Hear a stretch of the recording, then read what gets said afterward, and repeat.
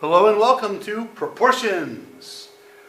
Proportion is something set up like this, where we have two ratios that are equal to each other.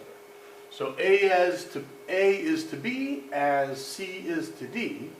And essentially the thing about this is that in any proportion that's set up like this, what will always be true is that if you multiply these corners together, D times A will always equal these two corners multiplied together, B times C. I've written it here like this. A times D will equal B times C. So from here you can solve the equation. And this is the fact, this is the principle that we're going to use when we're solving proportions. Some of you were taught before, oh, I multiply these numbers and divide by this number. But really I'd like you to get in the habit of just saying, well, I can multiply these two corners, they will be equal to each other. So as the problems get more difficult, you'll still be able to accomplish them. Let's look at some examples here. First example is this. Okay, so we know that 15 times x, which is 15x, that is equal to 3 times 10, which is 30. That gives me the equation that 15x equals 30. So to get x by itself, it only makes sense now to divide by 15, so that x is equal to 2. That's probably where you learned, hey, I multiply these corners and divide by this number, because when you have this equation, it would make sense to divide by 15 so that x is by itself. Okay? Something like this, go ahead and try. Pause the video for just a second, try it yourself, and then you can play the video and get the answer. I believe you're going to get a fraction as an answer. And play. 12 times 1 is 12. 8 times x is 8x. So if I divide by 8, I get 12/8 as my answer. Can I make 12/8 any smaller?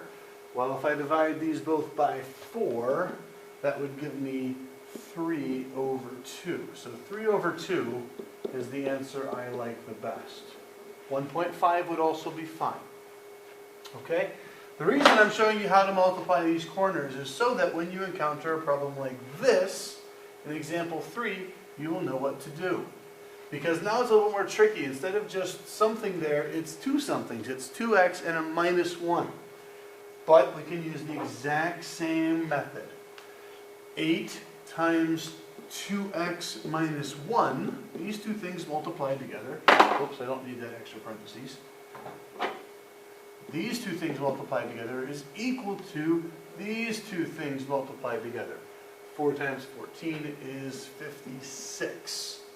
So I know that 8 times 2x minus 1 is equal to 4 times 14, which is 56.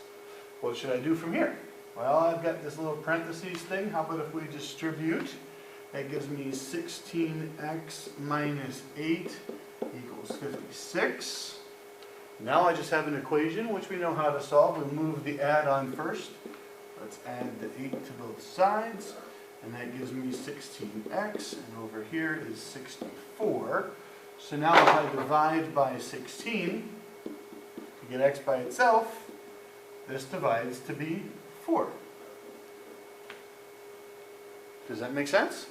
I hope it does. Go ahead and pause the video. Try this one. When you're ready, hit play and see if you got it right. And play. 20 times 10, that is 200, is equal to these two corners, which is 25 times 2x plus 2. From here, let's distribute and solve the equation. This is going to be 50x, and this is going to be plain 50. Subtract 50 from both sides, that's the add-on. So we have 150 is equal to 50x. Divide by 50 on both sides. And x is equal to, when I divide here, this is equal to 3. I hope you got it right. Hopefully you'll understand. Have a great day.